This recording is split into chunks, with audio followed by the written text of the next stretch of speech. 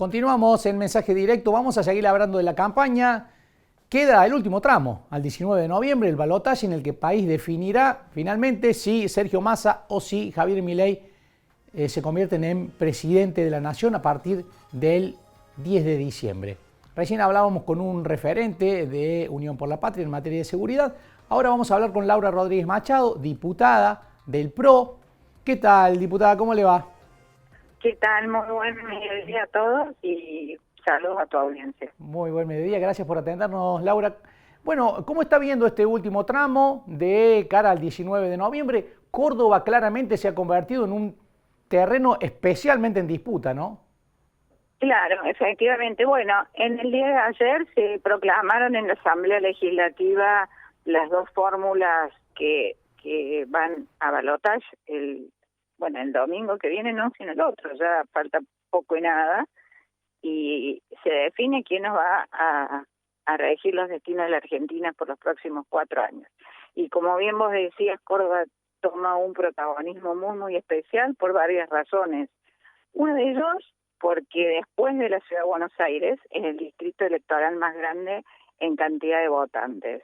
El 8,6, 8,9, según el censo que quieran tomar, es la cantidad de electores que va a tener, ¿no? El domingo que viene, el domingo 19, Córdoba como peso electoral. Y después porque Córdoba históricamente es un bastión antikirchnerista. Sabemos perfectamente lo que fue el kirchnerismo encarnado por Massa en estos momentos para Córdoba. Entonces, y lo que vuelve a hacer, hay ayer un noticiero, Canal 12 de Córdoba, sacaba un audio donde vuelven las apretadas, esta vez a Martín Garllora por parte de Massa, diciéndole que le va a ser muy complicado el futuro para los cordobeses como una apriete electoral. Y como en los cordobeses, la verdad que tenemos autoestima, gracias a Dios, creo que nos tenemos que defender nuevamente el kirchnerismo en las urnas el 19 de noviembre. A mucha gente también, Laura, le genera mucha incertidumbre lo que pueda llegar a pasar en un eventual gobierno de Javier Milei, por muchas cuestiones, ¿no? Por las cosas que dicen, tanto Milei como quienes están cerca de Milei. Ayer Milei ratificó que no es negociable su política económica. ¿Cómo se lleva con las propuestas más polémicas de Milei y que mucha gente le genera miedo, ¿no? Bueno, más miedo nos tiene que generar el 170% de inflación que generó Massa, ¿no? Que no es hipotético, sino real. Un ministro de Economía que tiene una inflación proyectada más grande de todo el mundo, prácticamente. Digo, si eso no nos da miedo realmente es porque están generando, como bien vos estás sugiriendo, una campaña de desviar la verdadera atención del miedo hacia alguien que suponen que potencialmente pueda ser, pero lo que tenemos que tener en claro es que mi ley no tiene mayoría en el Congreso, así que ninguna ley que fuera una locura puede pasar por la aprobación de las cámaras. Entonces va a tener el freno legislativo de una oposición constructiva y fuerte. En cambio, Massa sí lo tiene y puede seguir haciendo las locuras que está haciendo, de llevarnos a la hiperinflación. Entonces el miedo lo tenemos que tener a Massa y no a Milei. Laura, ¿qué le parece el tema que ha ratificado Milei de dolarización y eliminación del Banco Central? ¿Eso será una cuestión a discutir? Sí, claro. Para ambas cosas necesita el apoyo, te vuelvo a decir, Sí. del Congreso de la Nación. Hasta donde yo sé, el tema del bimonetarismo es algo que no, de la dolarización no está instalado como una absoluta necesidad, sino un tema a discutir. Y lo que sí estamos discutiendo, y que es muy importante, es el límite al Banco Central, de alguna manera, para que deje de emitir todo el tiempo que necesite el Ejecutivo dinero como si fuera realmente una imprenta, porque la emisión monetaria exacerbada, como está pasando ahora, genera esta inflación, que tu dinero cada vez vale menos y que en Argentina con 1.000 pesos compras un kilo de pan de casualidad. O sea, realmente estamos llegando a un límite y yo veo como que estamos preocupados por esa situación y no nos estamos dando cuenta frente a la publicidad que hace Massa que él es el que nos llevó a esto. Y de vuelta la gente piensa en votarlo porque va a cambiar, pero la verdad que el gobierno nacional, Alberto está desaparecido, así que el que maneje es Massa y obviamente Cristina Fernández. ¿Y por qué cree que ganó Massa la primera vuelta? Y ganó de manera importante, ¿no? Casi 7 puntos de ventaja.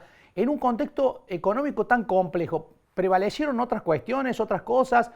¿Hay algún tipo de autocrítica de Juntos por el Cambio? En Córdoba no ganó Massa, en Córdoba ganó Milei. Sí, no digo a nivel nacional, ¿no? A nivel nacional. Sí, pero yo como cordobesa tengo que decir que acá lo que no va a ganar Massa. Los votos de Schiaretti son votos que normalmente han sido compartidos electoralmente, en su momento por Macri, en otro momento por una ubicación de centro político más alejada al kirchnerismo. Así que yo estimo que todavía le va a ir peor en Córdoba Massa. Se habla las encuestadoras hablan del voto Fernet, un 70% Milei y un 30% Massa. Pero porque sabemos lo que es el kirchnerismo para Córdoba. Lo saben los productores agropecuarios que no pueden liquidar sus exportaciones, lo sabemos los que tuvimos que defender que no nos saquen en la coparticipación de un plumazo. Los gobiernos peronistas que hemos tenido, tanto de la Sota como Schiaretti, tienen que recurrir permanentemente a la Corte Suprema para que la administración central encarnada por el kirchnerismo no nos siga sacando cosas a los cordobeses. Ni hablemos de las rutas, ni que nos destruyeron la conectividad. Bueno, ahí en Río Cuarto creo que tenían el aeropuerto de ustedes que tenía conectividad con el país, prácticamente lo han liquidado. O sea, realmente los cordobeses tenemos terror y miedo al kirchnerismo encarnado por Massa. Laura, ¿y cómo queda Juntos por el Cambio? Hay muchos que dicen que después de lo que pasó, del pronunciamiento de Macri, de Patricia Bullrich, de estas posturas distintas ante el balotaje, bueno, ha dejado de existir como existía Juntos por el Cambio, que no va a poder seguir siendo una opción común, ¿no? Un espacio común. Siempre cuando hay renovación legislativa en las cámaras, siempre en las cámaras legislativas, ¿no? Ocurrió 2 años atrás cuando se partió el bloque radical y se formó el bloque de Evolución y el de Mario Negri, cuando ingresó la presidenta Cristina Fernández de Kirchner a la presidencia del Senado, también se partió ahí el bloque y se modificaron permanentemente los bloques opositores y oficialistas. Cada vez que hay elecciones nacionales se producen estas modificaciones y estos reacomodamientos.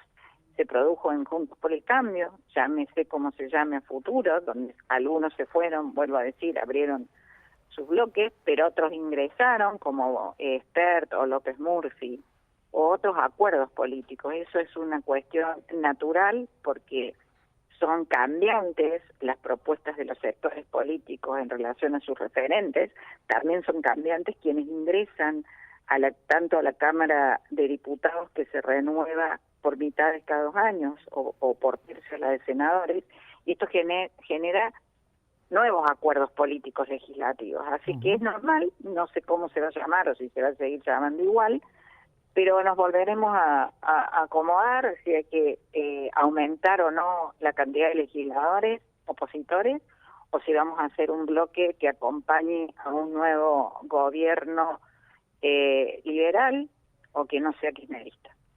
Laura, teniendo en cuenta que hace 1 año Juntos por el Cambio parecía ser la fuerza que indefectiblemente iba a gobernar el país, solo le quedaba elegir el nombre y salió tercero el 22 de octubre, ¿se debe a un proceso de autocrítica? ¿Por qué llegó a la situación en la que llegó? Sí, ya lo hemos hecho, la autocrítica. Claramente el cambio ahora lo está representando La Libertad Avanza, y ese motivo de que el 63% en general del país que quiere un cambio definitivamente ha contemplado que el balotaje se produzca entre el kirchnerismo y las fuerzas de La Libertad Avanza para definir cuál va a ser ese cambio en Argentina y quién lo va a encarar. Diputada Rodríguez Machado, muchísimas gracias por estos minutos. De nada, gracias a usted y bueno, buen fin de semana. Un gusto. La diputada Laura Rodríguez Machado del PRO, uno de los integrantes de Juntos por el Cambio que abiertamente se ha pronunciado en favor de la candidatura de Javier Milei porque, bueno, el planteo de base es ese, ¿no? dividen el escenario electoral en kirchnerismo antikirchnerismo y señalan que el límite es el kirchnerismo y hay que terminar con el kirchnerismo, repitiendo ese esquema que planteó Patricia Bullrich durante la campaña y que por lo menos en la primera vuelta tuvo una limitación seria porque no terminó de prender en el electorado. De hecho, Bullrich obtuvo el 23% y quedó tercera en la elección, pero bueno, ahora lo que están así, la estrategia apunta a sostener, mantener los votos de Milei y agregar con el discurso del antikirchnerismo lo más que se pueda los votantes de Patricia Bullrich. Hay que ver qué ocurre el 19 de noviembre, si es una estrategia efectiva en términos de acumulación electoral. Vamos a ver qué está pasando ahora con el mercado cambiario, qué está pasando con el dólar a nivel nacional. En los últimos días había habido una baja. Lo mismo está ocurriendo hoy. Está hacia abajo la cotización del dólar. Vemos lo que pasa con el dólar MEP, el dólar bursátil, que se usa para operaciones con bonos en pesos y en dólares.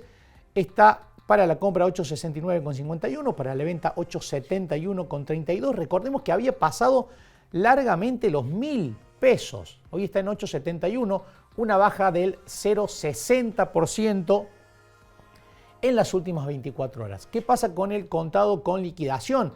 Que es un dólar que se usa como referencia, por ejemplo, para los CDRs. Los CDRs son certificados de depósito que reproducen acciones de grandes empresas como Amazon, Google, Microsoft.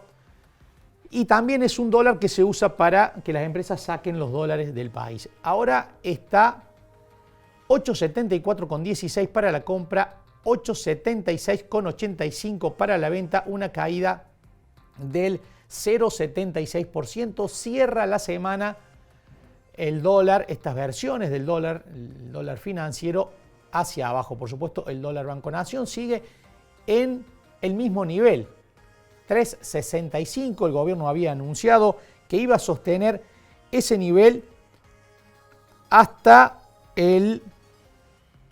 después de las elecciones, durante todo noviembre, y que recién después del 30 de noviembre se iban a ir produciendo ajustes en el tipo de cambio del orden del 3%. Es decir, va a tratar de ir por detrás de la inflación y por lo tanto va a tratar el gobierno de repetir un esquema que instala la cotización del dólar como un ancla, ¿no? Que el dólar vaya por detrás de la inflación y que por lo tanto sirva para sino que para contener la escalada de los precios. Bueno, esa es la gran tensión que tiene la campaña de Sergio Massa. ¿Qué pasa con los precios? Ha habido aumentos muy importantes en las últimas semanas. Ha solucionado el gobierno un tema que le había generado mucha repercusión negativa, costo político, que fue lo que ocurrió con los combustibles hasta hace poquitos días. Se solucionó a partir de la intervención de Massa y del hecho que aumentaron el 10% los combustibles, una ecuación que habíamos hablado de ese tema esta semana con Jorge Ayerbe de la Cámara de Expendedores. A los expendedores no le termina de solucionar la ecuación. Siguen reclamando incrementos de precios para la nafta porque la ecuación que tienen los estacioneros, no las petroleras, sino los estacioneros, sigue siendo muy acotada. Entonces es un problema que se ha solucionado, pero que sigue latente. El gobierno, por supuesto, el oficialismo y Massa apuntaban a solucionarlo inmediatamente, por lo menos hasta el 19 de noviembre, y después, si Massa es presidente, ya señaló Massa, generar un nuevo esquema general de la economía, ¿no? Porque claramente ha planteado Massa que así como está el esquema económico, no puede continuar mucho tiempo más.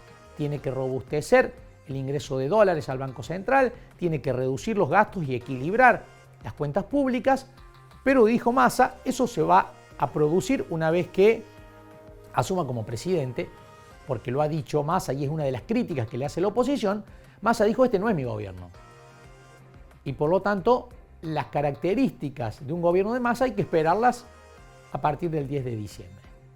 Se entra en un terreno ya de recta final, quedan 2 semanas para las elecciones y se va a intensificar, por supuesto, la intensidad de la campaña, la intensidad de la virulencia con la que se tratan de un lado y del otro.